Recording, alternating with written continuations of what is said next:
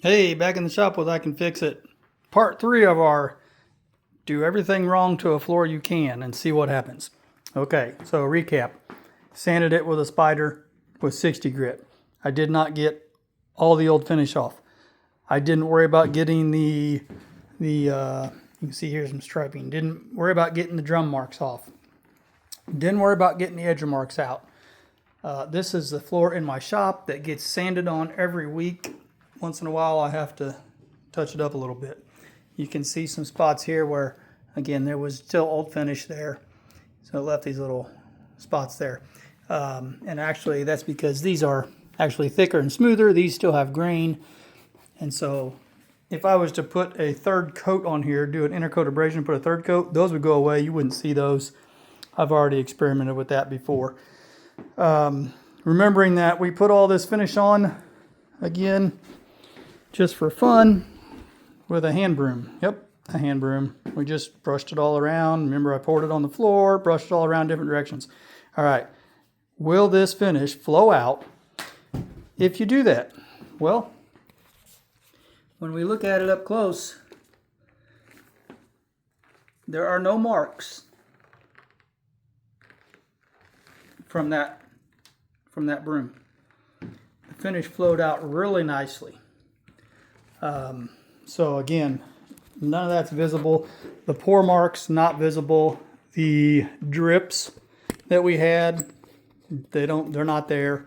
And I've got on my knees and inspected this floor and none of that is there. So I'm going to show you something else I like that I have actually done on job sites with this finish.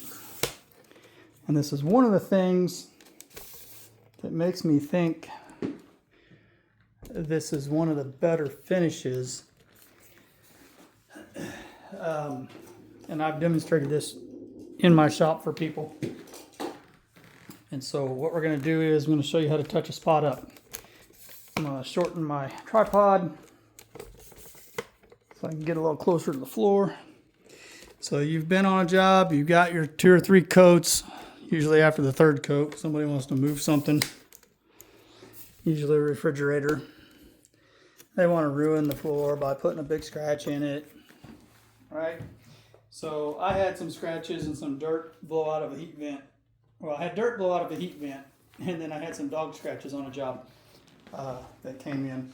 And they was a week old. Finish had been down a week by the time we could get back to it to fix it. And so basically went in there, hit a spot with a little piece of sandpaper by hand, and brushed some finish on it. So I'm going to grab some sandpaper.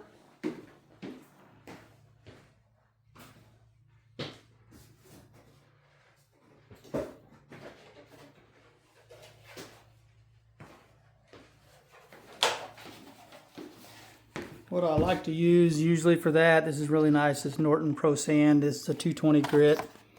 It's really lightweight. I also use this on my intercoat abrasion on a maroon pad.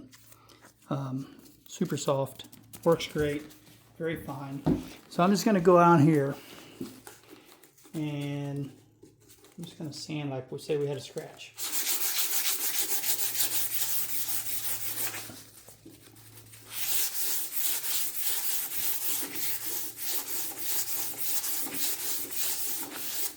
All right, so we got that sanded.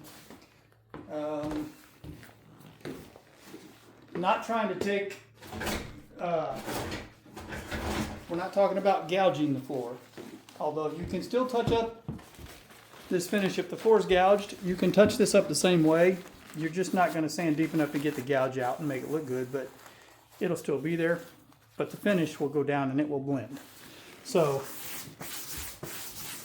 again, trying to do everything wrong. Wipe that off. And for reference,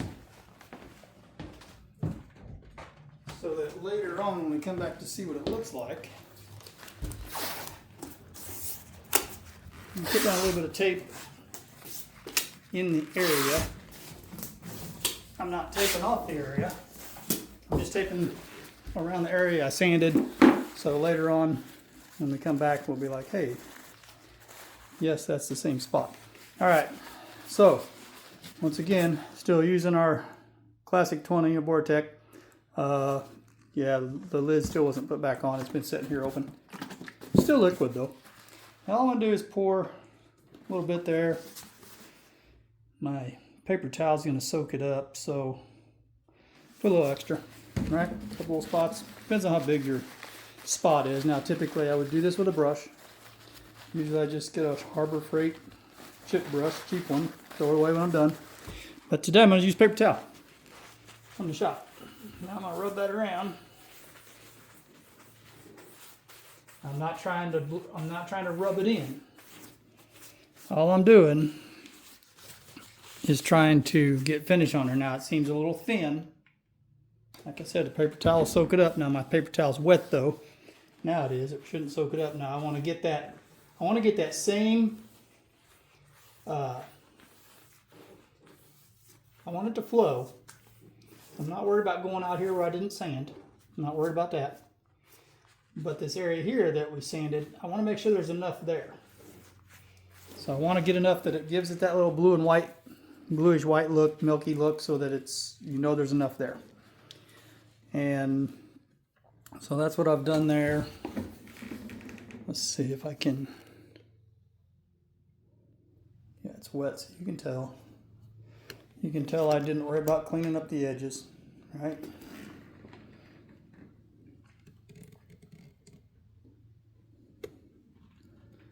You can see my edge marks up there that I didn't sand out, right in that corner, right?